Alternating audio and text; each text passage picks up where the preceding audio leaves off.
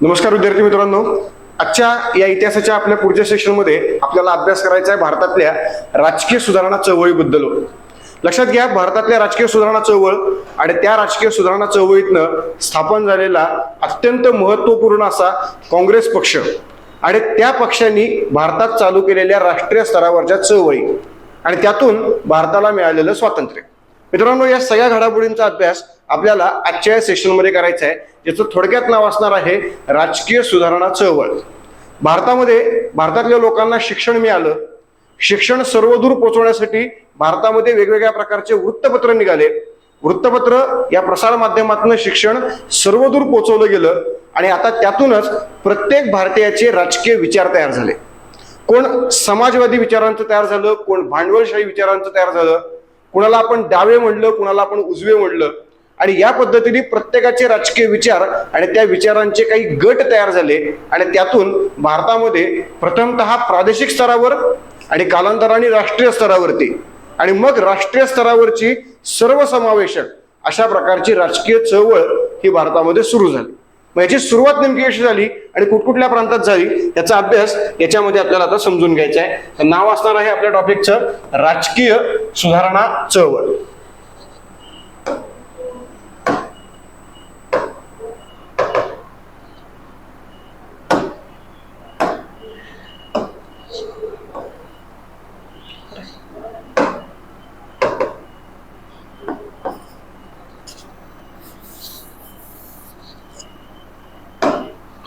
लक्षात घ्या, टॉपिकचं नाव असणार आहे राजकीय सुधारणा चळवळ.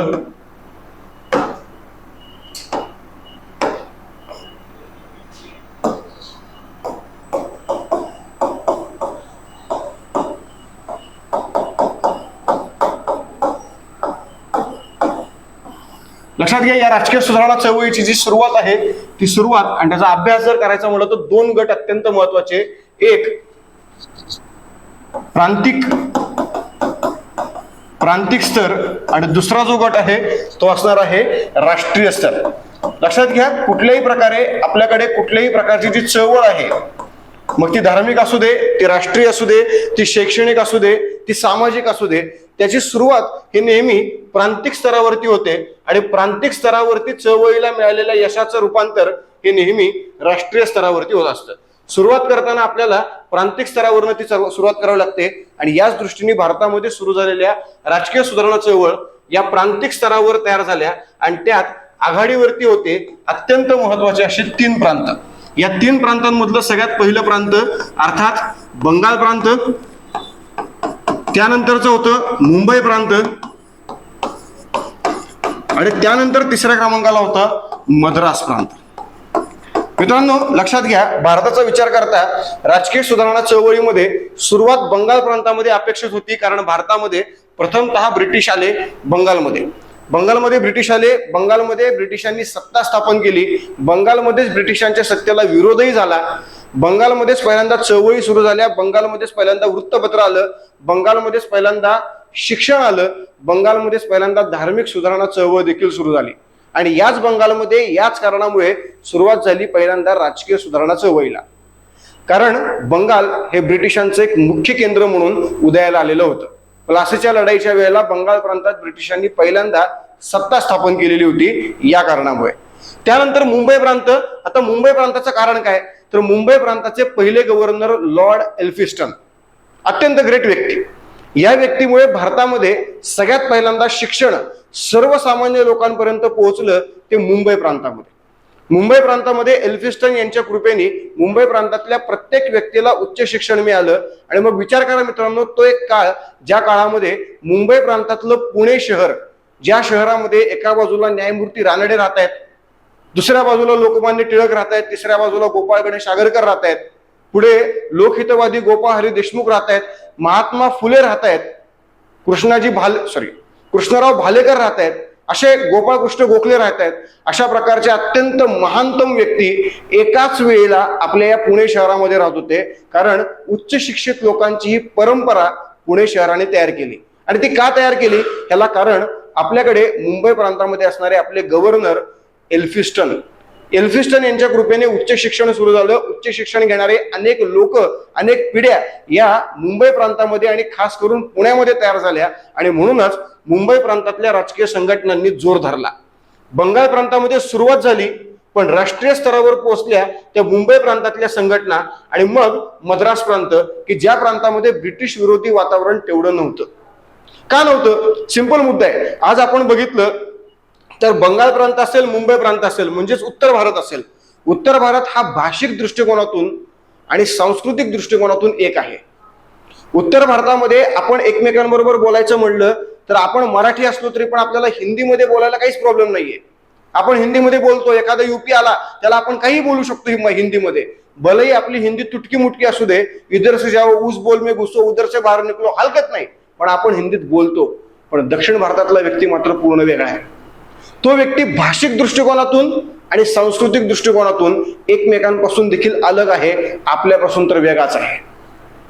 त्यांच्याकडं एकूण 5 राज्य आणि या 5 राज्यांमध्ये असणारे एकूण 4 भाषा, आणि त्यामुळे भाषा कनेक्टिव्हिटीचं सगळ्यात महत्वाचं माध्यम असतं. परंतु यामध्ये भाषाच एक नाहीये आणि त्यामुळे लोकांमध्ये एकी नाहीये. आणि ही एकी नसल्यामुळे ज्या घरात जास्तीत जास्त भांडण आहेत ते घर फोडायला मजा येते.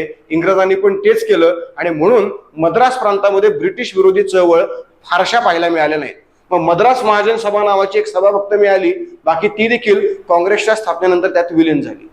त्यामुळे लक्षात घ्या, प्रांतिक स्तरावरच्या राजकीय सुधारणा चळवळ पहिल्यांदा सुरू झाल्या बंगाल प्रांतात म्हणून बंगाल प्रांत, आणि सर्वाधिक प्रमाणात सुरू झाल्या आणि राष्ट्रीय स्तरावर पोहोचल्या त्या मुंबई प्रांतात म्हणून मुंबई प्रांत.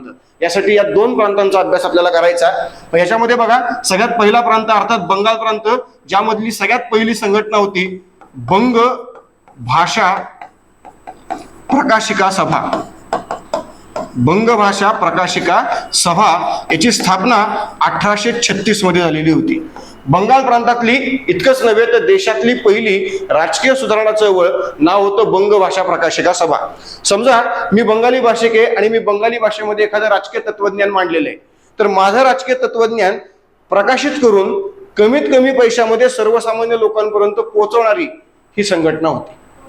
मी लिहिलेलं माध्यम किंवा मी लिहिलेलं एखादं साहित्य ही संघटना छापणार आणि ही संघटना ती लोकांपर्यंत पोहोचवणार. यासाठी माझा एकही रुपयाचा खर्च नाहीये. फक्त बंगाली भाषेमध्ये माझं जे काय असेल ते राजकीय ज्ञान, आणि ते राजकीय ज्ञान सर्वसामान्यांपर्यंत का पोहोचवायचं? कारण प्रत्येक व्यक्ती राजकीय दृष्ट्या साक्षर झाला पाहिजे.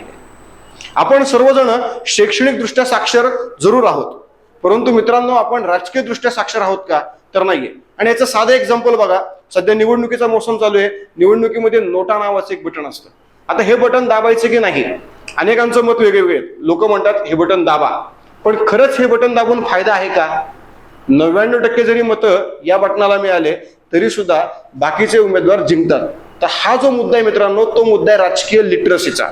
जो मुद्दा आपल्याकडच्या लोकांमध्ये कमी आहे आणि म्हणूनच तो वाढावा यासाठी बंग भाषा प्रकाशिका सभा ही भारतातली पहिली राजकीय सुधारणा चळवळ.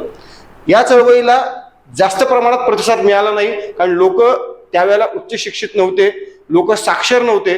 बंगाली भाषा माहीत असणाऱ्या लोकांचं प्रमाण कमी होतं. बंगाली भाषा बोलता येते पण वाचता येत नाहीये अशा लोकांचं प्रमाण जास्त होतं आणि म्हणूनच संघटना स्थापन झाली. संघटनेने कामं सुरू केले, परंतु तेवढ्या मोठ्या प्रमाणात जनाधार याला मिळाला नाही.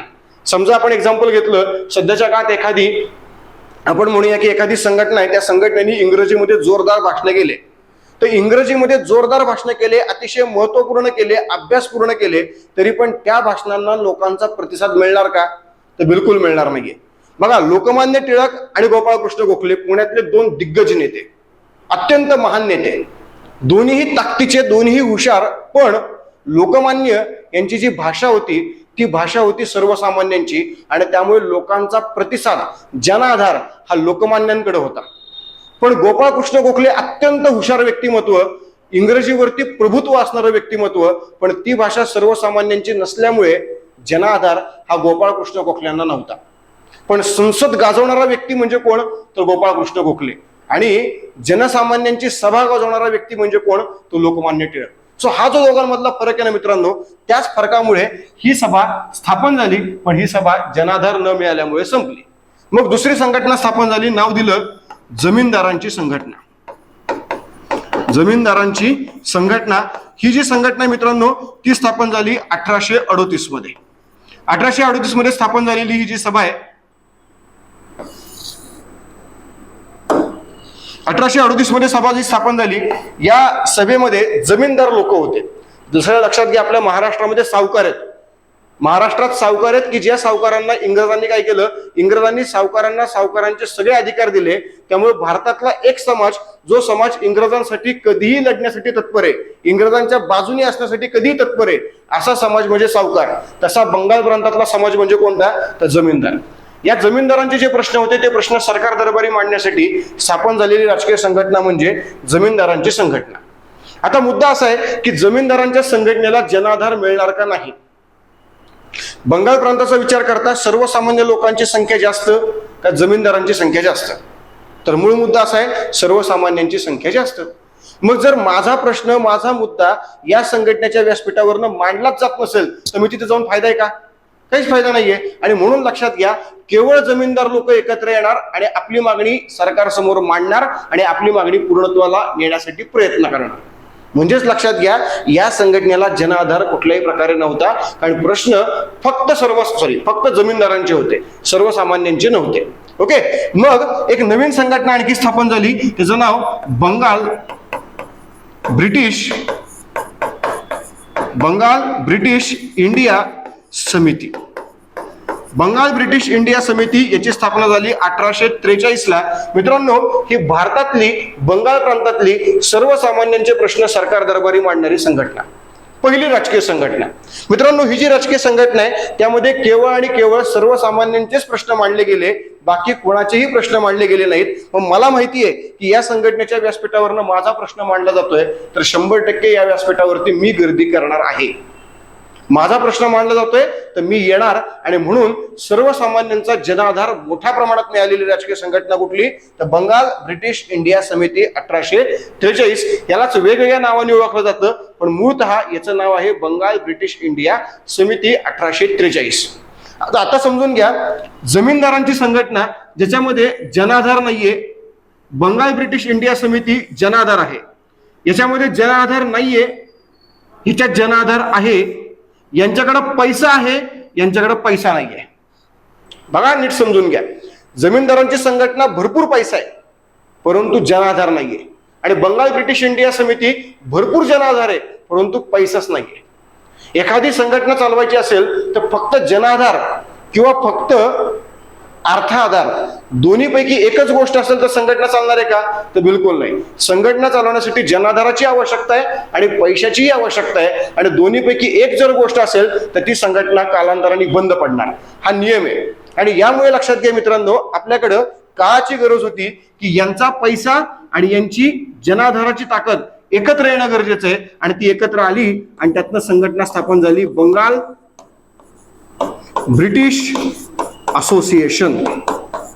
बंगाल ब्रिटिश असोसिएशन 1845 ही संघटना स्थापन झाली, ज्याच्यामध्ये यांचा अर्थाधिकार किंवा अर्थाधार आणि यांचा जनाधार या दोन्ही गोष्टी एकत्र आल्या, आणि या दोन्ही गोष्टीतनं सर्वसामान्य लोक, जमीनदार हे दोघेही एकत्र आले आणि ही संघटना स्थापन झाली. पण परत मुद्दा असा आहे की पैसा जमीनदारांचाच आहे, याचा अर्थ मागण्या कोणाच्या होणार, जमीनदारांच्या. आता जर माझा पैसा मी माझ्या एखाद्या मित्राला दिला आणि त्या मित्राचा आणखी एक कोणीतरी मित्र आहे आणि असे आम्ही तिघही मित्र आहेत, पण त्या व्यक्तीला मी पैसा दिलेला आहे, तर एखाद्या वेळेला माझ्यामध्ये आणि तिसऱ्या व्यक्तीमध्ये भांडण झालं तर ज्याला मी पैसा दिलाय तो बाजू कोणाची घेणार आहे, माझी घेणार का त्याची घेणार आहे? सिंपल माझी घेणार आहे बाजू, कारण मी पैसा दिलेला आहे. जर त्यांनी माझी बाजू नाही घेतली मी त्याला म्हणणार चल दे पैसे माझे.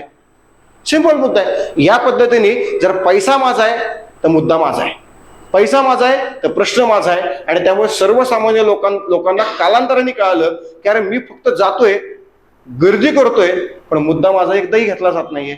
आणि त्यामुळे कालांतराने याला देखील मिळणारा जनाधार संपुष्टात आला आणि बंगाल प्रांतातल्या राजकीय संघटना संपल्या. सुरुवात बंगाल प्रांतात झाली खरी, पण बंगाल प्रांतातल्या राजकीय संघटना जास्त काळ तग धरू शकल्या नाहीत आणि जास्त काळ राष्ट्रीय स्तरावरती आपला ठसा उमटवू शकला नाही. यामुळे बंगाल प्रांतातल्या या राजकीय संघटना, त्यातल्या त्यात भारतातली पहिली राजकीय संघटना कोणती, तर ती बंग भाषा प्रकाशिका सभा. यानंतर या संघटना संपल्या आणि मग अत्यंत महत्वाच्या अशा संघटना सुरू होतात त्या मुंबई प्रांतातल्या. मित्रांनो, यावरती आपल्याला प्रश्न 100% पेपरला असतात म्हणजे असतात. एकतर कंबाईन प्री मेन्स, त्याचप्रमाणे राज्यसेवा प्री मेन्स, दोन्ही परीक्षांमध्ये कधी ना कधीतरी हा प्रश्न विचारला गेलेला आहे. एक वर्षाच्या पेपरचा विचार केला आपण तर मागचे प्रिव्हियस क्वेश्चन पेपर काढून पहा, त्याचं किती महत्व आहे हे आपल्याला प्रत्येकालाच माहिती आहे. आणि त्या महत्वाच्या आधारावरती जर आपण समजून घेतलं तर आपल्याकडे या टॉपिकवरती प्रश्न 100% आहेत. मग अशा वेळेला ते प्रश्न जर आपल्याला सॉल्व्ह करायचे असतील तर हा मुद्दा समजून घेणं गरजेचं आहे. मग लक्षात घ्या, मुंबई प्रांतातल्या राजकीय संघटना, त्यातली पहिली संघटना अर्थात Bombay association.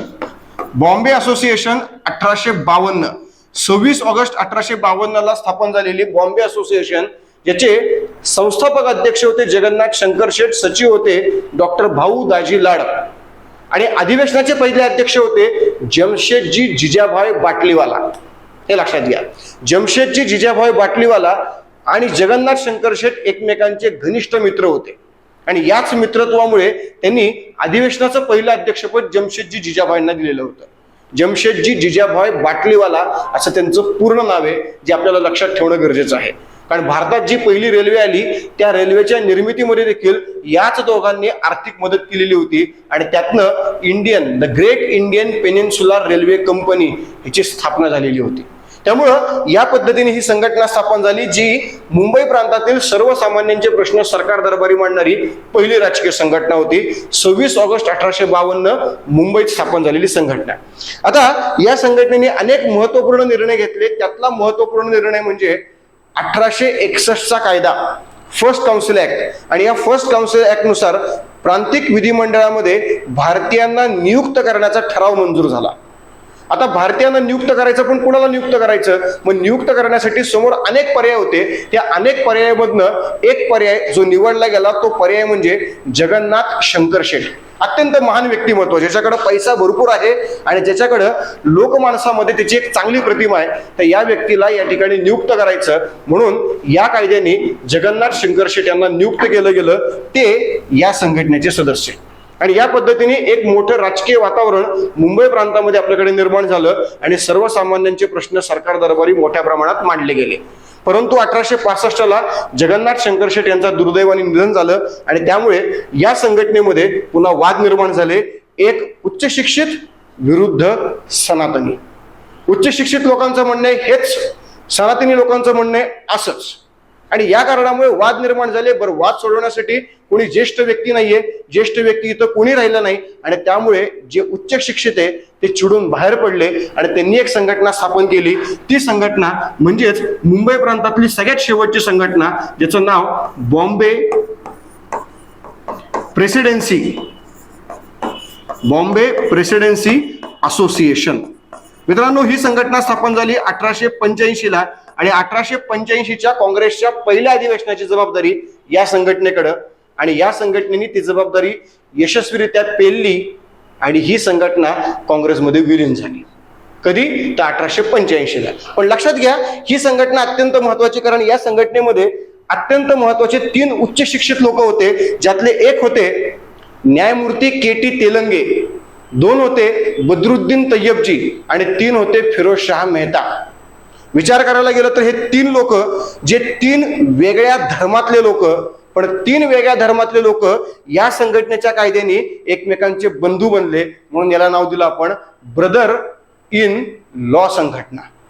Brother in law. न्यायमूर्ती के.टी. तेलंगे हिंदू, फिरोजशाह मेहता पारशी आणि बद्रुद्दीन तय्यबजी मुस्लिम, या 3 धर्मातले 3 लोक संघटनेच्या कायद्याने एकत्र आले, एकमेकांचे बंधू बनले म्हणून संघटनेचं नाव ब्रदर इन लॉ संघटना 1885 बॉम्बे प्रेसिडेन्सी असोसिएशन. सो पहिली बॉम्बे असोसिएशन, यातनं फुटून तयार झालेली बॉम्बे प्रेसिडेन्सी असोसिएशन. मग बॉम्बे असोसिएशन नंतर दुसरी संघटना जी स्थापन झाली, जी अत्यंत महत्वाची, त्याचं नाव पुणे सार्वजनिक सभा. आता पुणे सार्वजनिक सभा अत्यंत महत्वाची का? तर लक्षात घ्या, या संघटनेचं महत्व असं आहे की ही संघटना आज तागायत चालू आहे. आजही बाजीराव रोडवरती गवा जोशींचा वाडा आहे आणि या गवा जोशींच्या वाड्यामध्ये आजही या संघटनेचं काम चालू आहे. फक्त एवढंच आहे, म्हणजे फरक एवढाच आहे की ती संघटना त्या काळात राजकीय संघटना होती, आता ही संघटना सामाजिक संघटना म्हणून काम करते. ही संघटना कुठल्याही प्रकारे निवडणुका लढवत नाही, पण ही संघटना आजही कार्यरत आहे. त्यामुळे काँग्रेसपेक्षा जुना पक्ष भारतातला कोणता, तर तो हा पक्ष आहे. 1870 आणि नुकतेच त्याला 150 वर्ष पण पूर्ण झालेले आहेत.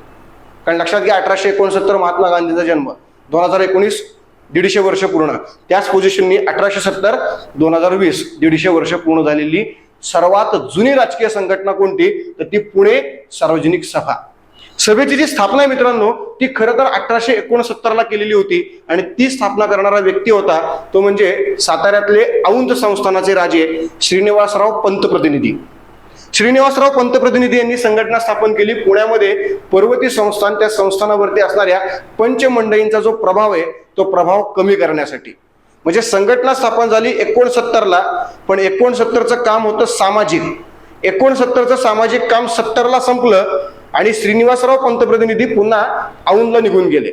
आणि मग त्यावेळेला संघटनेचं प्रमुख कोण, तर ग वा जोशी हे संघटनेचे सर्वेसर्वा बनले.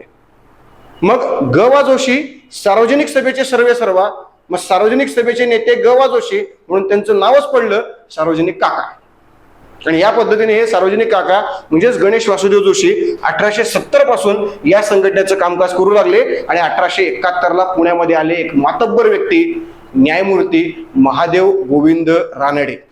नाशिक मधले मूळ, पण पुण्यातल्या सेशन कोर्टमध्ये न्यायाधीश म्हणून झालेली बदली, आणि यामुळे पुण्यात आलेलं हे व्यक्तिमत्व, जे व्यक्तिमत्व 1871 पासून या संघटनेचे पडद्यामागचे सूत्रधार. आता पडद्यामागचे का, कारण न्यायमूर्ती रानडे संघटनेचे सदस्य कधीच नव्हते, पण संघटनेचे सर्वेसर्वा मात्र रानडेच होते. अशा प्रकारची ही संघटना आहे, लक्षात घ्या. ह्याचे एक्झाम्पल अनेक देता येतात, परंतु लक्षात घ्या, रानडे हे असं व्यक्तिमत्व आहे की ते सरकारी अधिकारी होते आणि सरकारी अधिकाऱ्यांना कुठल्याही प्रकारे राजकीय संघटनेमध्ये सहभागी होता येत नाही असा एक नियम इंग्रजांनी केलेला होता. मग इंग्रजांनी नियम केलाय, ठीक आहे, मी सदस्य नाहीये, पण तरी पण संघटना चालवतोय कोण, रानडेच. कारण शेवटी नियम किती जरी तयार केले तरी त्या नियमांमध्ये बदल कसा करायचा हे आपल्या लोकांपेक्षा जास्त कोणाला कळणार नाहीये. आणि त्यात पुण्यातले लोक तर जास्त कळतात. म्हणजे पुण्यामध्ये मध्यंतरी हेल्मेट सक्ती गेली होती. एक वकील साहेब आहेत आपल्याकडे, त्या वकील साहेबांनी हेल्मेट सक्तीला विरोध करायचं ठरवलं. काय केलं, घरामध्ये कढई होती डोक्याच्या आकाराची, आणली, घातली, संपला विषय. कुठलं हेल्मेट, हे बघ हेल्मेट, सांगितलंय का असंच हेल्मेट घाला, तसंच घाला, याच कंपनीचा घाला, काचच असली पाहिजे, खाली बटनच असलं पाहिजे, सांगितलंय का, नाही, डोक्याला लावा, लावलं. बाबा विरोध करायचा, पण असा करायचा की दणकून करायचा. सो ह्या पद्धतीने या ठिकाणी नियम केला, पण नियमाला पूर्णपणे डावलून संघटनेचे सर्वेसर्वा कोण, ते न्यायमूर्ती महादेव गोविंद रानडे. अत्यंत महत्वाची अशा प्रकारची ही संघटना. का, कारण काँग्रेसचं पहिलं अधिवेशन ज्यावेळेला पुण्यात होणार होतं त्यावेळेला या अधिवेशनाची संपूर्ण जबाबदारी कुणावर असेल, तर पुणे सार्वजनिक सभेवर असेल, असं स्वतः ॲलन ह्यूम म्हणाले होते. कारण ॲलन ह्यूम यांचे राजकीय गुरु न्यायमूर्ती महादेव गोविंद रानडे. आणि त्याचमुळे काँग्रेसचं पहिलं अधिवेशन हे कुठे घ्यायचं, तर पुण्यातच घ्यायचं, कारण पुण्यामध्ये उच्च शिक्षितांचं भरणा जास्त आहे. पण ऐन वेळेला प्रॉब्लेम झाला पुण्याचा. आपल्या पुण्यामधलं पाणी फारच स्वच्छ आहे, मुठा नदी खूप चांगल्या पद्धतीने वाहते आपल्याकडे, आणि त्यामुळे आपल्या लोकांना झाला कॉलरा. आता पुण्यात जर समजा अधिवेशनाला सगळे लोक आले आणि इथलं पाणी पिलं आणि अधिवेशनातल्या लोकांना कॉलरा झाला, तर समाजामध्ये काय पसरल की काँग्रेसच्या अधिवेशनाला गेलं की कॉलरा होतो. आपले लोक डेंजर असतात एकदम, विचार काही करू शकतात.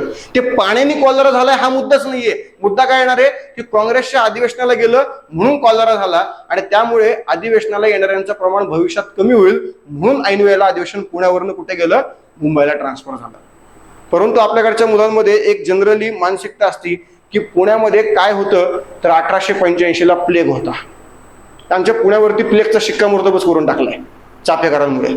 पण एक लक्षात घ्या मित्रांनो, प्लेग हा 1897ला आलेला आहे, प्लेग हा 85ला नव्हता. आणि प्लेग या कारणामुळे अधिवेशन रद्द होईल असा प्लेग काही मोठा नाही. म्हणजे प्लेग मोठा आहे, पण 3 दिवसांसाठी आलेल्या लोकांमध्ये लगेच ते उंदराचं पिशवं घुसणार आणि लगेच त्याला गाठी होणार आणि लगेच ते मरणार, इतकं होत नसते प्रोसिजर. त्याला 2-2 वर्ष लागतात. त्या कारणामुळे ते लगेच होणारी प्रोसिजर नाहीये. म्हणून लक्षात घ्या, त्यावेळेला आला होता कॉलरा, आणि त्या कॉलरामुळे अधिवेशन कुठे घेतलं गेलं, तर ऐन वेळेला मुंबईला. सो या पद्धतीने पुणे सार्वजनिक सभा 1870, या सभेवर 1894 पर्यंत न्यायमूर्ती रानडेंचं वर्चस्व होतं. आणि 1895ला काँग्रेसचं अधिवेशन पुण्यात भरलं. पुण्यात भरलेल्या काँग्रेसच्या अधिवेशनाचे अध्यक्ष सुरेंद्रनाथ बॅनर्जी आणि त्यावेळेला जबाबदारी होती पुणे सार्वजनिक सभेवर. पण लोकमान्य टिळकांची इच्छा होती की आता जर मला काँग्रेसमध्ये स्थान मिळवायचं असेल तर मला पहिल्यांदा पुणे शहर जिंकता आलं पाहिजे आणि पुणे शहर जर पहिल्यांदा जिंकायचं असेल तर आधी हे जिंकलं पाहिजे. आणि म्हणून 1895ला लोकशाही मार्गाने न्यायमूर्ती रानडे यांचा पराभव करून लोकमान्यांनी सार्वजनिक सभा ताब्यात घेतली.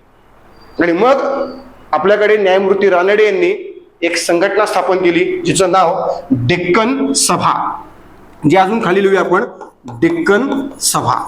डेक्कन सभा ही स्थापन झाली 1896ला. पण अर्थात त्या संघटनेचं एवढं काही महत्व नव्हतं. काय झालं याला?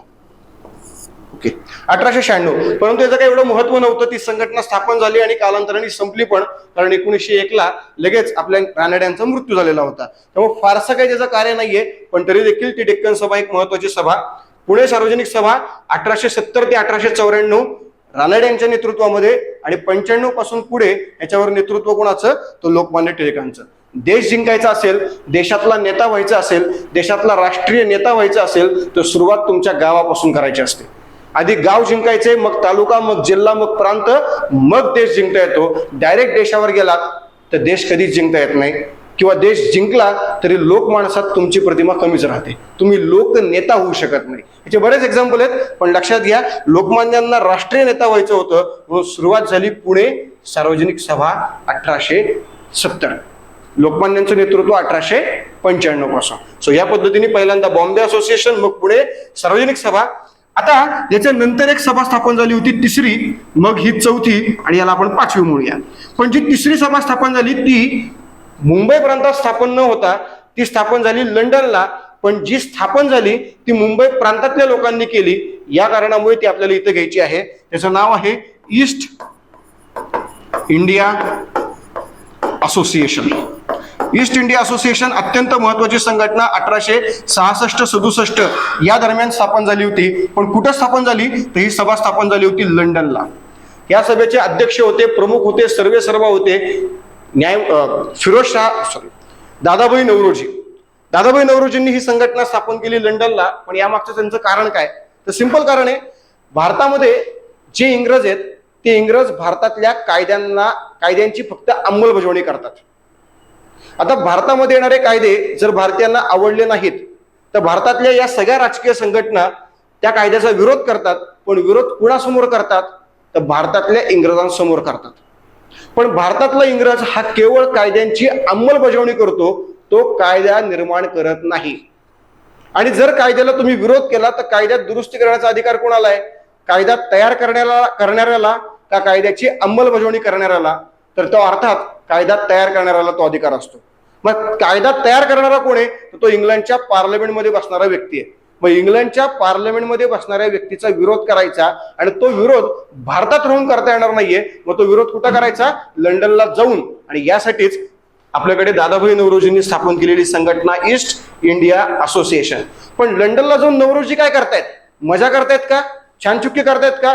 हे भारतीयांना कळलं पाहिजे म्हणून या संघटनेची एक शाखा मुंबईमध्ये स्थापन केली. त्याचे अध्यक्ष डॉक्टर भाऊ दाजी लाड यांना बनवलं गेलं. त्यामुळे लक्षात घ्या, लंडनमध्ये काम केलं दादाभाई नौरोजींनी आणि या संघटनेचं मुंबईमध्ये काम केलं भाऊ दाजी लाड यांनी. आणि त्या पद्धतीने ही संघटना कार्यरत राहिली. संघटनेने जी मागणी केली ती मागणी संघटनेने पूर्ण केली. संघटनेची मागणी काय होती ते समजून घ्या. दादाभाई नौरोजी म्हणाले की ब्रिटिश लोक भारताला आपली वसाहत मानतात. ठीक आहे, हरकत नाही. आम्ही तुमची वसाहत आहोत, काही प्रॉब्लेम नाही. मग जर आम्ही तुमची वसाहत आहोत तर आम्ही लोक देखील तुमचेच नागरिक.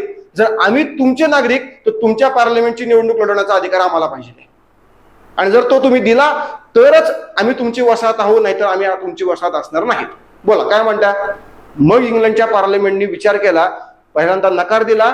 कालांतराने ती मागणी जोरदार होत गेली. ती मागणी दादाभाई नौरोजी यांच्या बरोबरच इतर काही युरोपियन लोकांनी किंवा ब्रिटिश लोकांनी देखील केली. आणि त्यामुळे 1893 साली इंग्लंडच्या सार्वत्रिक निवडणुकांमध्ये फ्रिन्सबरी मतदारसंघामधनं मजूर पक्षाच्या तिकिटावरती दादाभाई नौरोजी इंग्लंडच्या पार्लमेंटमध्ये हाऊस ऑफ कॉमन्स मध्ये निवडून जाणारे पहिले आशियाई व्यक्ती बनले. हा सगळ्यात मोठा मान होता दादाभाई नौरोजी यांना मिळालेला, आणि तो मान त्यांनी स्वतःहून कमवला होता. कशाच्या माध्यमातून?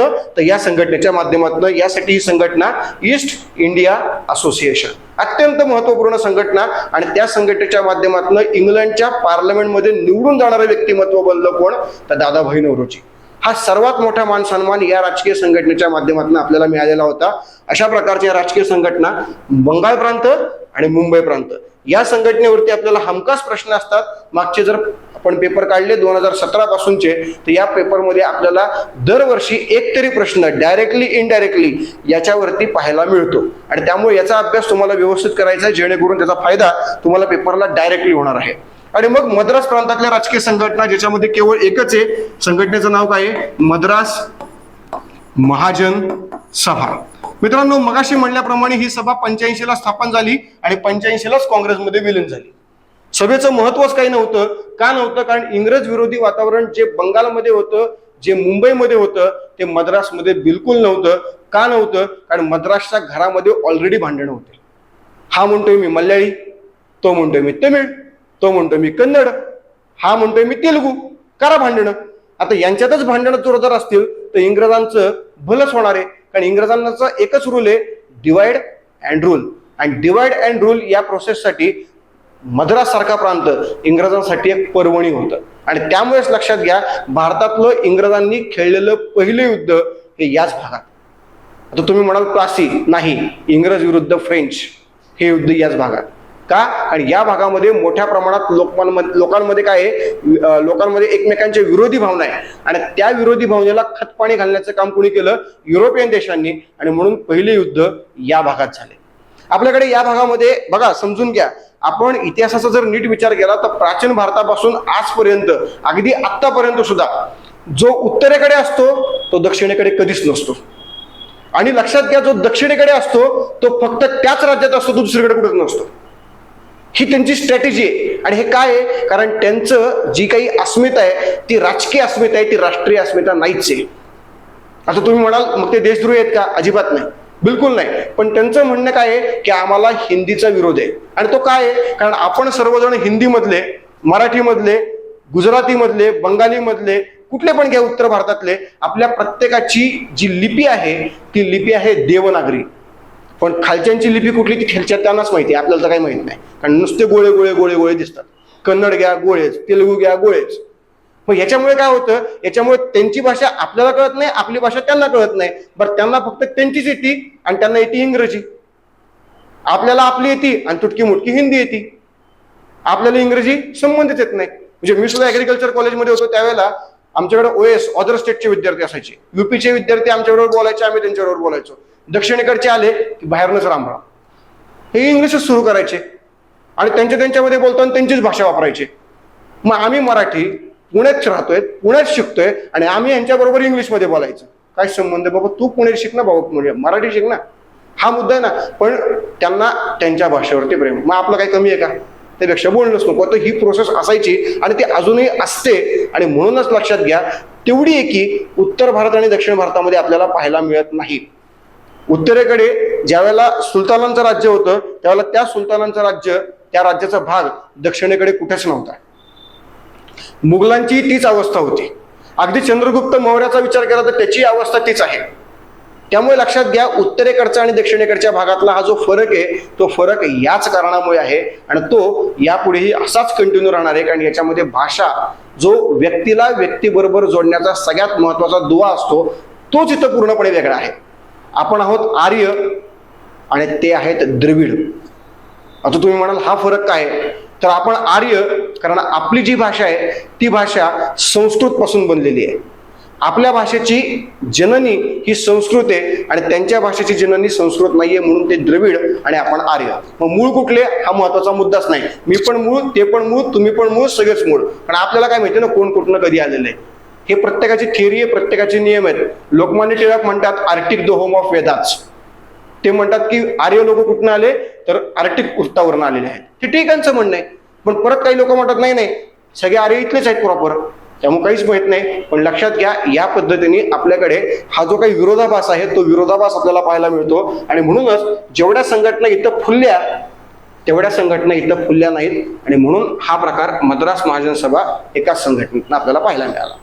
आता याच्यानंतरच्या ज्या राजकीय संघटना आहेत त्या पूर्णपणे राष्ट्रीय स्तरावरच्या राजकीय संघटना होत्या, ज्याच्यामध्ये प्रांतवाद पूर्णपणे संपलेला होता आणि प्रांतवाद संपून केवळ आणि केवळ राष्ट्रवाद ही एकच भावना होती. आणि त्या भावनेतून आलेल्या राजकीय संघटना, त्यातली सगळ्यात पहिली संघटना इंडियन लीग. ही संघटना 1875 आपल्याकडे सुरू झाली, अर्थात कलकत्त्यामध्ये सुरू झाली. या संघटनेचे प्रमुख शिशिर कुमार घोष, संघटनेचे सदस्य सुरेंद्रनाथ बॅनर्जी, आनंद मोहन बोस.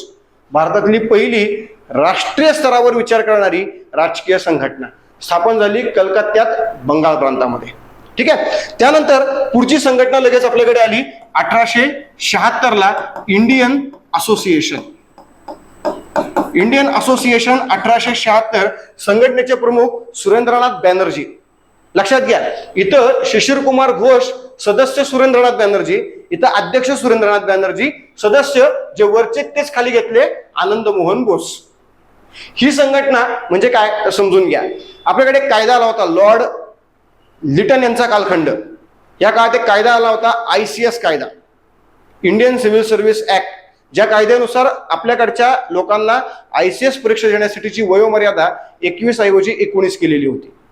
आता 21 ऐवजी जी 19 केली गेली त्या कारणामुळे कुणालाच ही परीक्षा देता येणार नव्हती. कारण 19व्या वर्षी डिग्री कंप्लीट करा, 19व्या वर्षी लंडनला जावा, 19व्या वर्षी परीक्षा द्या, 19व्या वर्षीच परीक्षा पास व्हा.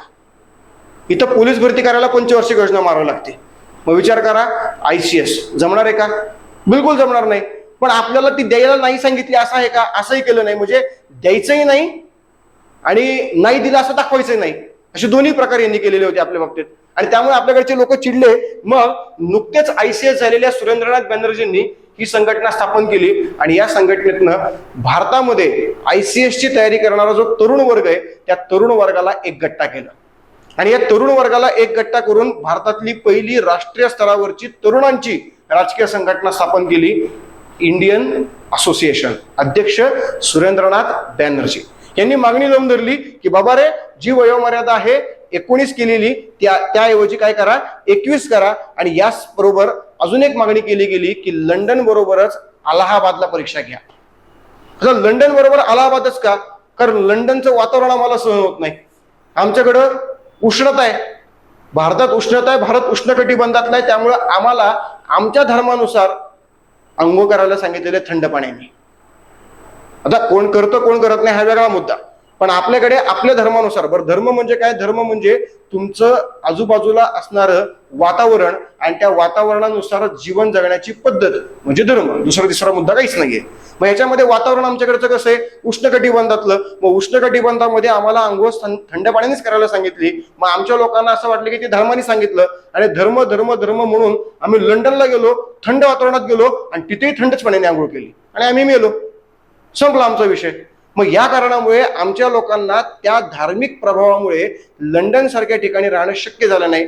उदाहरणार्थ आनंदीबाई गोपाळराव जोशी आहेच आपल्याकडे, नॉनव्हेज खायचंच नाही सांगितलं. त्याच एका अटीवर मी तुला अमेरिकेला पाठवणार, त्याशिवाय मी अमेरिकेला पाठवणार नाही, गोपाळराव जोशींनी सांगितलं. आनंदीबाई म्हणाले ओके. आनंदीबाई गेल्या, तिथं जे काही मिळेल तेवढं फार तुकडे बिकडे खाल्ले, काहीतरी नॉनव्हेज होतं त्यामध्ये काही खाता नाही आलं आणि त्या कारणामुळे प्रवृत्ती किंवा प्रकृती जी आहे ती अतिशय डल झाली किंवा कृश झाली. काही काय म्हणू त्याला, असे पोषण मूल्य मिळाले नाहीत, न्यूट्रिशन मिळाले नाहीत आणि या कारणामुळे डिग्री कंप्लीट पूर्ण झाली पण इकडे आल्या, 6 महिने प्रॅक्टिस केली कोल्हापूर संस्थानामध्ये आणि नंतर आजारी पडल्या आणि मग उपचाराला पुण्यात आल्या आणि पुण्यामध्येच वारल्या. आपल्याच पुण्यामध्ये बाजीराव रोडला शनिवार चौकामध्ये त्यांचं घर पण आहे. सो ह्या पद्धतीने मित्रांनो लक्षात घ्या, आपल्याकडे आपल्या लोकांना आपल्याकडची जी संस्कृती आहे तीच संस्कृती इतर सर्वत्र वापरायची सवय आणि म्हणून लंडनमध्ये आपल्या लोकांना तिथलं वातावरण सहन होत नव्हतं. म्हणून परीक्षा लंडन ऐवजी कुठे घ्या, भारतात घ्या ही मागणी केली. पण अर्थात 2 पैकी 1 मागणी पूर्ण झाली, कारण पुढच्याच काळात गव्हर्नर आले लॉर्ड रिपन आणि लॉर्ड रिपननी लॉर्ड लिटननी केलेल्या ज्या काही अन्यायकारक अशा घोषणा अटी आहेत त्या सगळ्या रद्द केल्या. मग त्या रद्द केल्या लॉर्ड रिपननी. यांना वाटलं आमचे मत झालं आणि त्यामुळे यांनी आपल्यामुळं जो काही काय म्हणू त्याला एक यश मिळालं आपल्या कामगिरीला, त्या यशाचं सेलिब्रेशन करण्यासाठी एक कॉन्फरन्स भरवली. ती कॉन्फरन्स नाव होतं Indian national conference. Indian national conference 1882 ला भरवली आणि याचे अध्यक्ष आनंद मोहन बोस. लक्षात घ्या, अध्यक्ष शिशिर कुमार घोष, सदस्य आनंद मोहन बोस, सुरेंद्रनाथ बॅनर्जी. अध्यक्ष सुरेंद्रनाथ बॅनर्जी, सदस्य आनंद मोहन बोस आणि अध्यक्ष Anand Mohan Bose. Step by step गेलात तर सगळ्यांची नावं लक्षात राहतील, कुठंच काही प्रॉब्लेम येणार नाही. आणि मग चौथी संघटना स्थापन झाली, इंडियन नॅशनल लीग 1884. घडलं काय बघा, घडलं असं की आपल्याकडे ॲलन ह्यूम, माजी सरकारी अधिकारी, त्यांनी 1883 ला कलकत्ता विद्यापीठामधल्या पदवीदान समारंभामध्ये एक कार्यक्रम घेतला आणि या कार्यक्रमात तिथल्या तरुणांबरोबर ते बोलायला लागले.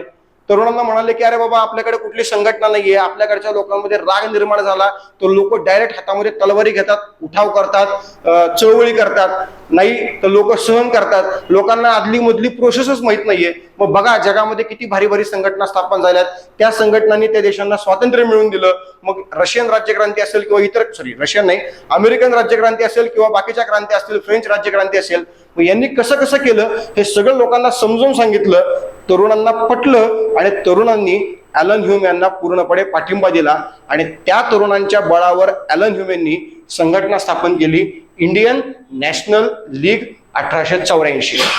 आणि मग या संघटनेमध्ये ठरलं की 1885च्या नाताळात पुण्यात राष्ट्रीय सभेचं आयोजन करायचं. या संघटनेच्या कामकाजासाठी दादाभाई नौरोजी सुद्धा आलेले होते, ॲलन ह्यूम होते, सर वेडरबर्न होते आणि या सगळ्यांनी मिळून ठरवलं आणि त्यातनं आपल्याकडे स्थापन झालं राष्ट्रीय सभा. म्हणून लक्षात घ्या, या संघटनेच्या व्यासपीठावरनं ठरल्यानुसार 1885 ला आयोजन करण्यात आलं राष्ट्रीय सभेचं. राष्ट्रीय सभा हे नाव दिलं दादाभाई नौरोजींनी. यालाच पुढे काँग्रेस असं नाव दिलं. ते नाव दिलं कशावरनं तर लक्षात घ्या, काँग्रेस हे नाव दिलं गेलं अमेरिकेमध्ये जे त्यांची संसद आहे त्या संसदेचे दोन सभागृह आहेत, एक काँग्रेस आणि दुसरं सिनेट. काँग्रेस म्हणजे लोकसभा, सिनेट म्हणजे राज्यसभा. मग काँग्रेस म्हणजे लोकसभा म्हणजेच लोकांचं प्रातिनिधिक मंडळ, या पद्धतीने त्याला नाव द्यायचं काँग्रेस असं ठरलं. राष्ट्रीय सभा या नावाने ती सभा भरवली आणि या सभेच्या पहिल्या अधिवेशनामध्ये काँग्रेस हे नाव ठरवलं गेलं. हे नाव दिलं दादाभाई नौरोजींनी आणि सर्वानुमते नाव घेतलं गेलं काँग्रेस. आणि त्यातनं 28 डिसेंबर 1885 मुंबईमध्ये आपल्याकडे गोकुळदास तेजपाल संस्कृत पाठशाला या ठिकाणी 72 लोकांच्या उपस्थितीमध्ये मित्रांनो स्थापन झाली राष्ट्रीय सभा म्हणजेच काँग्रेस. लक्षात घ्या, या सगळ्या राष्ट्रीय संघटना आहेत, पण ही संघटना मात्र काय होती तर भारतातली पहिली सर्वसमावेशक राजकीय संघटना राष्ट्रीय स्तरावरची. सर्वसमावेशक याचा अर्थ खूप महत्वाचा आहे. लक्षात घ्या मित्रांनो, सर्वसमावेशक संघटनेमध्ये हिंदू होता, मुस्लिमही होता, पारशी पण होता आणि ख्रिश्चनही होता. इतकंच काय मित्रांनो, तर या अधिवेशनाचे पहिले अध्यक्ष उमेशचंद्र बॅनर्जी हे स्वतः ख्रिश्चन समाजाचे होते. आम्ही सर्व धर्म समभाव मानणारे पक्ष आहोत हे दाखवून देण्यात काँग्रेस कुठंच कमी पडली नाही, कारण काँग्रेसचे पहिले अध्यक्ष ख्रिश्चन, दुसरे अध्यक्ष पारशी, तिसरे अध्यक्ष मुस्लिम, चौथे अध्यक्ष ख्रिश्चन, पाचवे अध्यक्ष ख्रिश्चन, सहावे अध्यक्ष पारशी आणि मग सातवे अध्यक्ष मित्रांनो हिंदू होते, जे अध्यक्ष चार्लू, पी आनंद चार्लू. सो हे हिंदू अध्यक्ष जे आपल्याकडे सातव्या अधिवेशनाचे अध्यक्ष बनले. सो या पद्धतीने पी आनंद चार्लू हे काँग्रेसचे सातवे पण ते पहिले हिंदू अध्यक्ष. या पद्धतीने भारतामध्ये स्थापन झालेली काँग्रेस, पण हिंदू अध्यक्ष येण्यासाठी काँग्रेसचे अधिवेशन व्हावे लागले 7. यानंतर तो हिंदू अध्यक्ष आला, हे या माध्यमातून दाखवून देण्यात काँग्रेसला 100% यश आलं आणि त्यानुसार काँग्रेसने आपला कार्यकाल सुरू केला. म्हणून काँग्रेस हा भारतातला एकमेव त्या काळातला काय आहे तर सर्वसमावेशक राष्ट्रीय पक्ष आणि तो या काळात स्थापन झाला आणि त्यानुसार या काँग्रेसचा कार्यकाल पुढे भारताला स्वातंत्र्य मिळवून देईपर्यंत याच पद्धतीने चालू राहिला. मग या काँग्रेसचे नेते, या काँग्रेसचे सर्वेसर्वा आणि त्यातनं तयार झालेले राष्ट्रीय स्तरावरचे नेते. मग या नेत्यांमधला सगळ्यात पहिला नेता म्हणजेच लोकमान्य बाळ गंगाधर टिळक. हे भारतातले पहिले राष्ट्रीय स्तरावरचे नेते होते मित्रांनो, हे लक्षात घ्या. दुसरे राष्ट्रीय स्तरावरचे नेते म्हणजेच लोकमान्य टिळक यांनी स्वतःहून डिक्लेअर केलेलं आपलं पुढचं नेतृत्व महात्मा गांधी.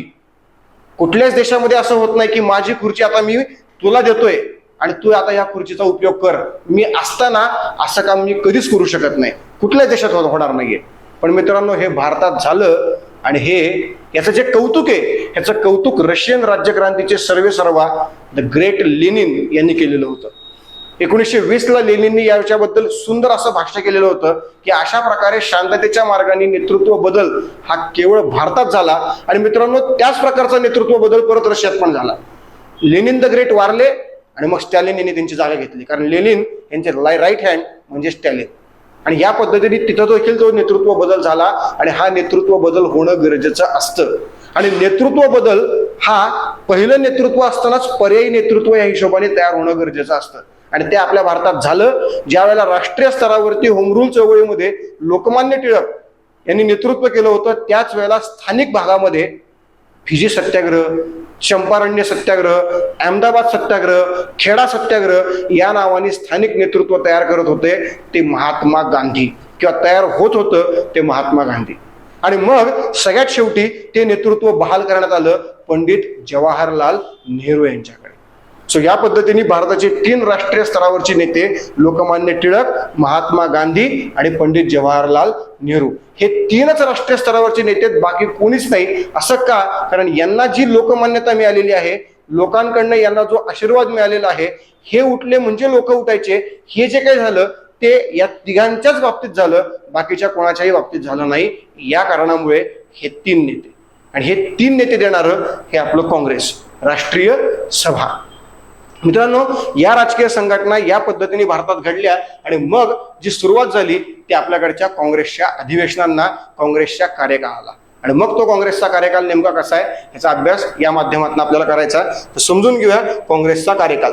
जनरली तुम्ही प्रत्येक ठिकाणी काँग्रेसचा कार्यकाल जर बघितलं तर तो 3 गटांमध्ये विभागलेला असतो असं पाहिलेलं आहे.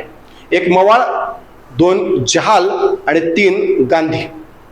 परंतु मित्रांनो लक्षात घ्या, जर अगदीच आपण डीप मध्ये जाऊन विचार केला तर कुठल्याही प्रकारची राजकीय संघटना ज्यावेळेला तयार होते त्यावेळेला ती राजकीय संघटना तयार करणारा कोणीतरी असतो आणि नंतर पुढे चालवणारा दुसराच कोणीतरी असतो. जो तयार करतो तोच पुढे कंटिन्यू चालवू शकत नसतो, कारण तयार करतानाच त्याला इतक्या खस्ता खाव्या लागलेल्या असतात की त्यातच तो संपून जातो आणि मग पुढे नेतृत्व कोणीतरी वेगळा व्यक्ती धारण करतो. म्हणून लक्षात घ्या, काँग्रेसच्या ज्या काही कार्यकाल आहे किंवा काँग्रेसचे जे काही आपल्याला वेगवेगळ्या प्रकारचे गट पाहायला मिळतात ते गट नेमके कसे, त्यामधला सगळ्यात पहिला आहे तो म्हणजे स्थापनेचा कालखंड.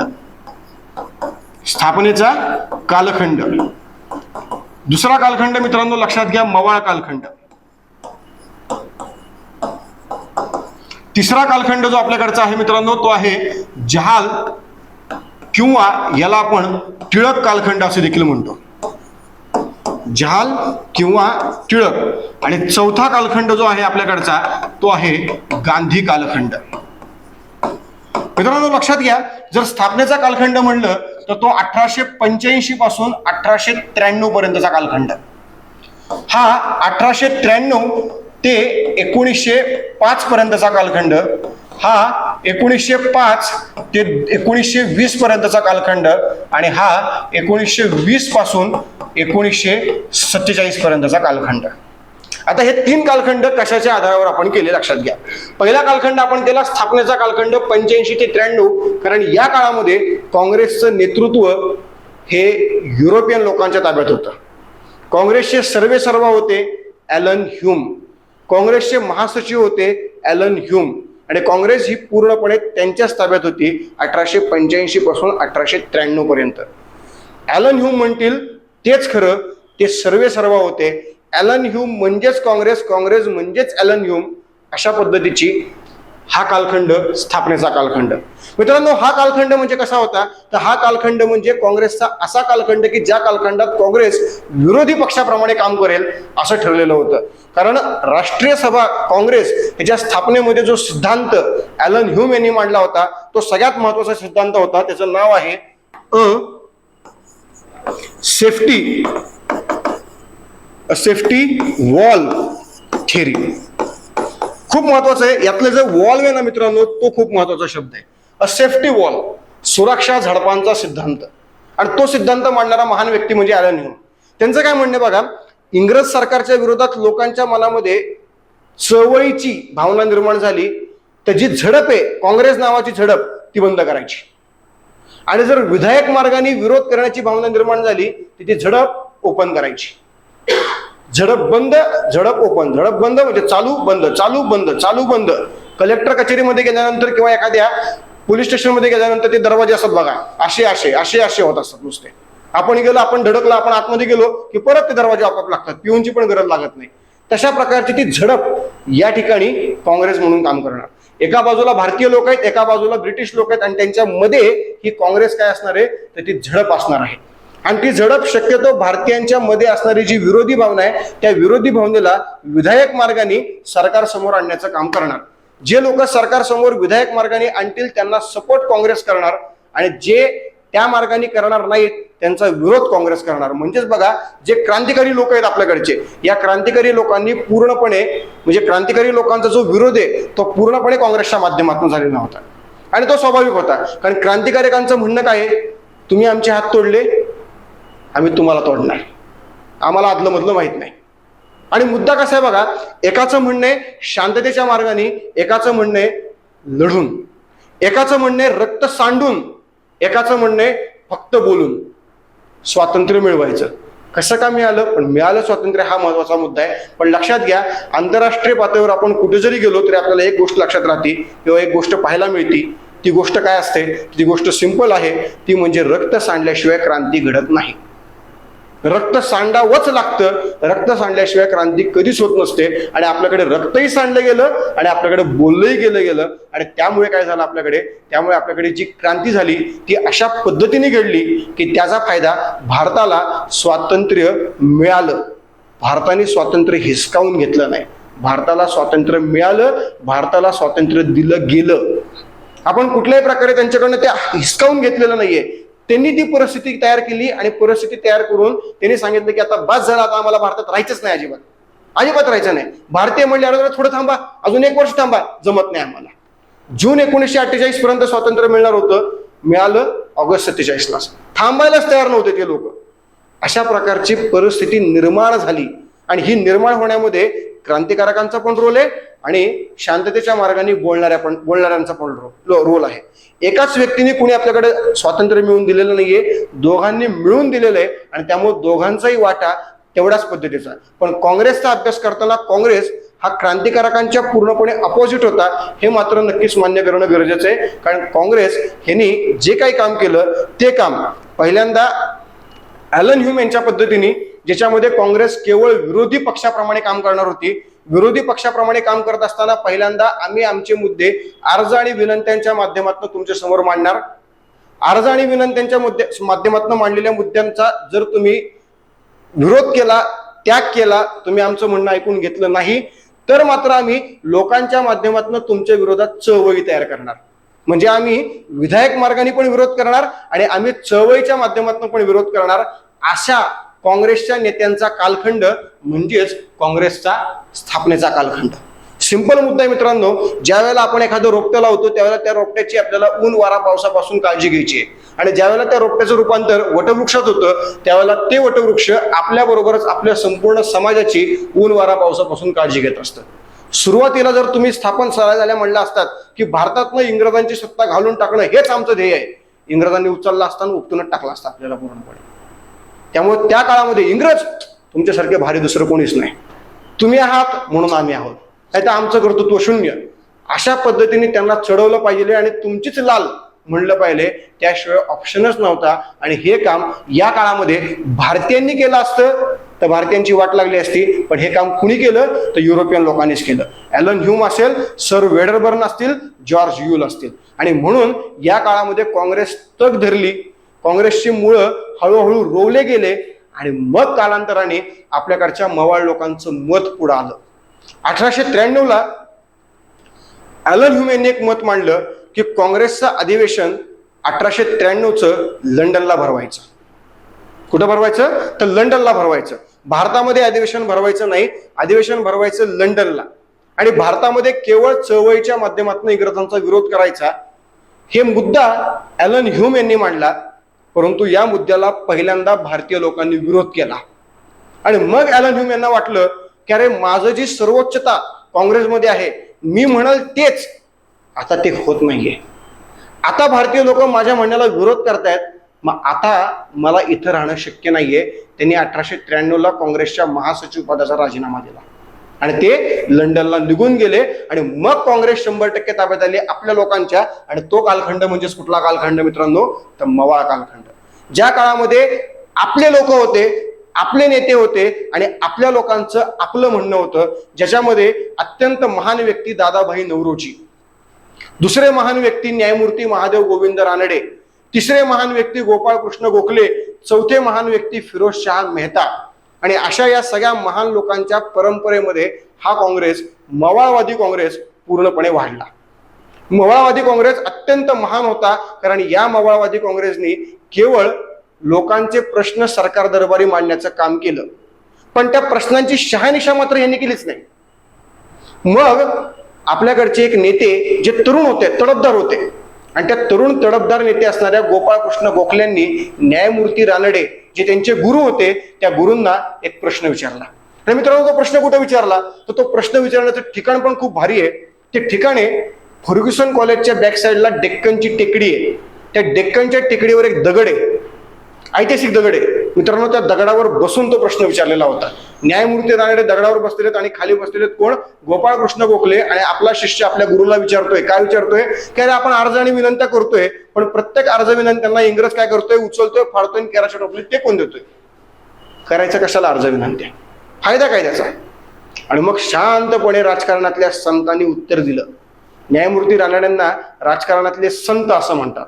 आजकाल महंत असतात, पण त्या काळात संत होते. या संतांनी जे उत्तर दिलं ना मित्रांनो, ते खूप महत्वाचं उत्तर आहे. ते असं म्हणतात की अर्ज आणि विनंत्या आपण ज्या करतो त्याला इंग्रज फेकून देतात, त्याला कचऱ्याच्या टोपली दाखवतात, सगळं ठीक आहे, पण अर्ज विनंत्या करणं सोडायचं का, तर बिलकुल नाही. का नाही सोडायचं, कारण या काळामध्ये काँग्रेसचे जे नेते आहेत ते बोटावर मोजणे इतके. नौरोजी असतील, रानडे असतील, गोखले असतील, फिरोजशाह मेहता असतील, अख्ख्या भारतामधनं बोटावर मोजणे इतके नेते होत असतील, तर विचार करा आणखी नेत्यांची आपल्याला आवश्यकता आहे. आणि हे नेते कधी तयार होतील, ज्यावेळेला आपण लोकांना राजकीय शिक्षण देऊ. त्यावेळेला लोकांना कळलं पाहिजे की अरे ही माझी मागणी आहे आणि ही मागणी असती. हे जोपर्यंत लोकांना कळतच नाही तोपर्यंत लोक रस्त्यावर उतरणार नाहीयेत. म्हणजे मी म्हटलं चला रस्त्यावर उतरा, तर माझ्या म्हणण्याला लोक इतकी किंमत देणार आहेत का, बिलकुल नाहीये. लोकांना कळलं पाहिजे की ही मागणी माझी आहे आणि ती मागणी मिळवण्यासाठी मला रस्त्यावर उतरायचंय. यासाठी मी ज्या मागण्या सरकारकडे करतो त्या मागण्या सरकारने पूर्ण कराव्यात यासाठी बिलकुल नाहीये. तर मी केलेल्या मागण्या वृत्तपत्रात छापून येतात. वृत्तपत्रात छापलेल्या मागण्या सर्वसामान्य व्यक्ती वाचतात. 100 लोकांनी वाचल्या तर 10 लोकांना पटतात, 10 लोक माझ्या चळवळीत सामील होतात. आणि अशाच 10 लोकांचे 100चे हजारचे लाख झाले की चळवळीमध्ये सर्वसामान्यांची संख्या वाढणार आणि मग इंग्रजांना आमच्या मागण्या पूर्ण कराव्याच लागणार. म्हणून लक्षात घ्या, या काळामध्ये आणि या काळात ज्या चळवळी तयार झाल्या त्या चळवळींचा बेस हा या कालखंडाने तयार केला. आणि तो कालखंड म्हणजे मवाळ कालखंड, ज्या काळात लोकांना राजकीय शिक्षण देण्याचं काम या काळातल्या नेत्यांनी केलं आणि ज्यामध्ये अत्यंत महान व्यक्ती म्हणजेच दादाभाई नौरोजी, त्याचप्रमाणे न्यायमूर्ती महादेव गोविंद रानडे, हे 2 अत्यंत महान व्यक्ती. अर्थात याच्यामध्ये जर आपण अगदी म्हणलं की एकदम मवाळ नेता, कट्टर मवाळ नेता कोण होता असं जर प्रश्न आपल्याला विचारलं तर उत्तर द्यायचे फिरोजशाह मेहता. ते अतिशय कट्टर होता, अतिशय म्हणजे अतिशय कट्टर. इतका कट्टर कोणीच नव्हतं आपल्याकडे. म्हणजे न्यायमूर्ती रानडेंसारखं व्यक्तिमत्व जे शेवटी जहाल ओके म्हणले, काही प्रॉब्लेम नाही म्हणले. आपल्याकडे दादाभाई नौरोजींसारखं व्यक्तिमत्व 1906च्या काँग्रेसच्या अधिवेशनामध्ये चळवळ करा आणि अखंड चळवळ करत राहा, काही प्रॉब्लेम नाही म्हणले. पण हे व्यक्तिमत्व मरेपर्यंत मवाळच राहिलं. शेवटी लोकांनी वाट बघितली कधी मरते. इतकी अवस्था बेकार असू नये आणि ह्याच्या बाबतीत हेच झालं आणि त्यामुळे प्रॉब्लेम झाले. 1915 पर्यंत लोकमान्यांना सुद्धा तुरुंगात जावं लागलं. जहाल नेत्यांना पूर्णपणे संपवण्यात आलं. आणि मग ज्या वेळेला मवाळ वारले, गोपाळकृष्ण गोखले, फिरोजशाह मेहता 1915ला, त्यावेळेला हे सगळे जहाल पूर्णपणे काँग्रेसमध्ये ऍक्टिव्ह मोडला आले आणि मग उभी राहिली राष्ट्रीय स्तरावरची पहिली चळवळ, ज्याला नाव दिलं आपण होम रूल चळवळ. पण याचा जो बेस आहे ना मित्रांनो, तो बेस मात्र कधी तयार झालेला आहे, तो बेस तयार झालेला आहे मवाळ कालखंडामध्ये न्यायमूर्ती रानडे यांच्या योगदानामुळे. आणि त्यामुळे या कालखंडाला एक विशेष आणि अनन्यसाधारण महत्व आहे की ज्या कालखंडामध्ये भारतीय लोकांना राजकीय मागण्या काय असतात हे कळाले, त्यातनं काही बोटावर मोजणे इतके नेते तयार झाले आणि त्या नेत्यांनी इतर काही नेते मंडळी तयार करण्याचा प्रयत्न अविरत पद्धतीने चालू ठेवला. फक्त मवाळांचं म्हणणं आहे की आमचा इंग्रजांच्या न्यायबुद्धीवर विश्वास आहे, त्यांनी मारलं तरी आमच्याच भल्यासाठी मारलं असं आमचं म्हणणं आहे. अशा प्रकारचे हे मवाळवादी नेते होते. म्हणजे बंगालची फाळणी केली आणि आपल्याच फायद्यासाठी केली असेल, दुसऱ्याचा थोडीच फायदा आहे, अशा विचारसरणीचे हे लोक होते. पण ज्यावेळेला कळलं की आपला फायदा नाहीच आहे त्यावेळेला मग लोकमान्य टिळकांच्या चतुसूत्रीचा स्वीकार करावा लागला आणि मग 1905 पासून आला कालखंड कुठला? जहाल कालखंड, म्हणजेच टिळक कालखंड. का? कारण याच्यामध्ये सगळ्यात महत्वाची होती चतुसूत्री जी टिळकांनी मांडलेली होती. राष्ट्रीय शिक्षण, स्वदेशी, बहिष्कार. आणि जर या 3 गोष्टी जर तुमच्या सक्सेसफुली झाल्या तर सगळ्यात महत्वाचा चौथा मुद्दा स्वराज्य तुम्हाला मिळणार म्हणजे मिळणारच. पण यासाठी या 3 महत्वाच्या मुद्दे तुम्ही माझ्या ऐका आणि मग चौथा मुद्दा मिळणार. याला नाव दिलं टिळकांची चतुसूत्री. सो हा सगळ्यात महत्वाचा मुद्दा लोकमान्यांनी 1905 ते 1920 या काळात मांडला आणि तो राष्ट्रीय चळवळीमध्ये स्वीकारला गेला. भारतातली पहिली प्रादेशिक स्तरावरची चळवळ वंगभंग चळवळ, याच्यामध्ये हा मुद्दा स्वीकारला गेला. त्याच्यामध्ये गोपाळकृष्ण गोखले सुद्धा होते, फिरोजशाह मेहता सुद्धा होते, त्याचप्रमाणे दादाभाई नौरोजी सुद्धा होते. न्यायमूर्ती रानडे मात्र वारलेले होते. पण मित्रांनो, या सर्व लोकांनी हा मुद्दा स्वीकारला 1905 ला, 1906 ला. पण 7 ला मात्र हा मुद्दा पुढच्या काळामध्ये स्वीकारला गेला नाही. तर अशा सगळ्या प्रकारच्या गोष्टी या कालखंडाचं नाव टिळक किंवा जहाल कालखंड. या कालखंडाचं वैशिष्ट्य म्हणजे काय? तर हे जे लोक आहेत या लोकांचं वैशिष्ट्य एक होतं की आम्ही कोणालाही मारणार नाही, पण आम्ही लोकांना इतकं बोलणार की आमचे शब्द म्हणजेच आमचे शस्त्र असले पाहिजेत. अशा प्रकारचे लोक होते, जबरदस्त लोक होते. त्यातल्या टिळकांचं भाषण म्हणजे विचारायलाच नको. आणि टिळक जन्म जरी रत्नागिरीचा दापोलीतला असला तरी पण प्रॉपर मात्र होते कुठले? पुण्यातले होते. आणि बोलणं यांच्याकडनं शिकावं. असे बोलायचे की इंग्रजांना घायाच करून टाकायचे. माहिती आपण म्हणतो ना की बंदूक न घेता सुद्धा एन्काउंटर केला, तशी अवस्था यांची. हे होते आपले म्हणजे मुळशी पॅटर्न मधला डायलॉग. तशा प्रकारचे व्यक्ती होते लोकमान्य टिळक. निशस्त्र क्रांतिकारी चळवळ चालवणारा व्यक्ती होता. निशस्त्र. या व्यक्तीने हातामध्ये एकदाही शस्त्र घेतलं नाही, पण या व्यक्तीच्या बोलण्याने हातामध्ये सर्वांनी शस्त्र घेतले. असं हे व्यक्तिमत्व होतं. मग त्यामध्ये चाफेकरांपासून ते अगदी सरदार उधम सिंग पर्यंतचं व्यक्तिमत्व. तुम्ही म्हणाल सरदार उधम सिंगचा काय संबंध आहे? पण सरदार उधम सिंग हे ज्या वेळेला या भावनेनी पेटले होते की मला त्या जनरल डायरला त्या काय नाव त्याचं मायकल ओडवायरला मारायचंच आहे, तर ती भावना 1919ची आहे हे लक्षात घ्या. जलियनवाला बाग हत्याकांड. आणि त्याच्यानंतर हे सगळे प्रेरणेने हे लोक तयार झालेले आहेत. सावरकरांचं खूप महत्वाचं वाक्य आहे. सावरकर म्हणतात की भारतातल्या क्रांतिकारी चळवळीच्या तलवारीची, लक्षात घ्या सावरकर काय म्हणतात बघा, भारतातल्या क्रांतिकारी चळवळीच्या तलवारीची पाती जरी आम्ही असलो, आम्ही म्हणजे कोण? तर चाफेकर, सावरकर, मदनलाल धिंगरा किंवा तुमच्या काय नाव त्यांचं रामप्रसाद बिस्मिल्ला, चंद्रशेखर आझाद, भगतसिंग, सुखदेव, राजगुरू, सरदार उधम सिंग, सुरेशन दत्त, प्रीतिलता वड्डेदार, जेवढे काही आमच्याकडचे क्रांतिकारक आहेत तेवढे सगळे क्रांतिकारक या क्रांतिकारी तलवारीची पाती आहेत. पण या तलवारीचं जे मूठ आहे ते मूठ मात्र एकच व्यक्ती, आणि तो मूठ कोण आहे? तर तो आहे लोकमान्य टिळक. त्या व्यक्तीने अनेक क्रांतिकारक तयार केले. म्हणजे सिंपल गोष्ट होती, प्लेगमध्ये टिळकांचा मुलगा वारला. टिळकांचा मुलगा वारल्यानंतर टिळक व्यतीत झाले. आप्पाबळवंत चौकामध्ये मेहंदा यांचा वाडा आहे, त्या मेहंदा यांच्या वाड्यामध्ये ते कीर्तनासाठी गेले. कीर्तन चालू होतं, कीर्तन वगैरे सगळं झालं. आपले काय नाव त्यांचं बालगंधर्व हे कीर्तन करत होते. बालगंधर्व वेगवेगळ्या प्रकारच्या गोष्टी म्हणून दाखवत होते. थोडंसं मन रमवण्याचा प्रयत्न त्यामध्ये केला गेला. त्याच वेळेला आपले शंकर बाबा पण होते तिथं, सगळेजण होते. सगळ्यांच्या मध्ये ते भाषण वगैरे सगळं झालं. थोडं टिळकांचं मन रमलं गेलं. आणि त्याच ठिकाणी आले 3 बंधू पिंपरी चिंचवड मधले. आणि त्या 3 बंधूंनी सांगितलं की आमच्या आया बहिणींवरती लोक हात टाकतायत, पण आम्ही शंढाप्रमाणे बघतोय. टिळकांना वाटलं अरे काहीतरी डेंजर व्यक्ती दिसतोय, या म्हणले वाड्यावर भेटायला. आले मग त्यांच्या केसरी वाड्यावरती आले भेटायला बोलल्यानंतर म्हणले काय बाबा तुझं काय मत आहे? म्हणलं हे अवघड आहे, म्हणलं जरा बदल केला पाहिजे. मग टिळक म्हणले बघ, समज तुझ्या आईवर, तुझ्या बहिणीवर, तुझ्या बायकोवर, तुझ्या मुलीवर कोणीतरी हात टाकलाय, तू काय करशील? जे करायचं ते कर, मला सांगायला येऊ नको, चल निघ. टिळक म्हणले का मार? नाही म्हणले. टिळक म्हणले का मारू नको? तसंही नाही म्हणले, पण टिळक काहीच बोलले नाही, पण टिळक सगळंच बोलून गेले. आणि त्यामुळे आपल्याकडे झाली भारतातली पहिली राजकीय हत्या. हे लक्षात घ्या, राजकीय हत्या पहिली करणारा चाफेकर, पण चाफेकरांना मार्गदर्शन करणारे कोण होते? तर लोकमान्य टिळक. हा महत्वाचा मुद्दा आहे आणि म्हणून लोकमान्य टिळक भारतीय असंतोषाचे जनक असं त्यांना म्हटलं गेलं. खरं तर हा त्यांचा बहुमान होता, सन्मान होता. आपण सन्मानाने म्हणतो टिळक राष्ट्रीय असंतोषाचे जनक. कोण म्हणलं होतं? तर व्हॅलेंटाईन चिरोल नावाचा व्यक्ती म्हणला होता. नाव पण त्याचं लय भारी, व्हॅलेंटाईन आणि पुढचं चिरोल. आणि मग याच्या विरोधामध्ये टिळकांनी खटला चालवला की मला तो असं का म्हणला. टिळक पण भारी व्यक्तिमत्व होतं. टिळक म्हणले तू मला असं काच म्हणला, मला सांग. आता टिळकांना काय करायचं होतं? टिळकांना होम रूल चळवळीच्या दरम्यान लंडनला जायचं होतं, पण टिळकांना आणि टिळकांच्या सहकाऱ्यांना लंडनला जाताच येत नव्हतं. आणि म्हणून टिळकांनी जुनं प्रकरण बाहेर काढलं आणि त्यांनी डायरेक्ट लंडनला केस ठोकली व्हॅलेंटाईन चिरोलच्या विरोधात, जेणेकरून त्या केससाठी मी स्वतः तिथं जाणार किंवा मला तिथं बोलवणार आणि मग आपण पुढे काय करायचं ते करायचं. आणि मग त्यांनी केस ठोकली. टिळकांना सांगितलं की तुम्ही लवकरात लवकर इथं या. ज्या इंग्लंड सरकारने सांगितलं की तुम्ही इथं यायचं नाही, त्याच इंग्लंड सरकारने त्यांना विजा, पासपोर्ट, जे काय त्या काळात असेल मटेरियल ते सगळं पुरवलं आणि त्यांना लंडनला बोलवलं. आणि मग या व्यक्तीने लंडनमध्ये ती केसही जिंकली आणि सगळ्यात महत्वाची गोष्ट होम रूल चळवळीचा प्रचार आणि प्रसारही लंडनला केला. एकाच दगडात दोन पक्षी मारले. सो हे जे व्यक्तिमत्व आहे ते व्यक्तिमत्व या विचारांचं होतं, जे निशस्त्र क्रांतिकारी चळवळ करणारं व्यक्तिमत्व होतं. आणि त्यालाच आपण नाव दिलं काय? तर जहाल कालखंड किंवा टिळक कालखंड.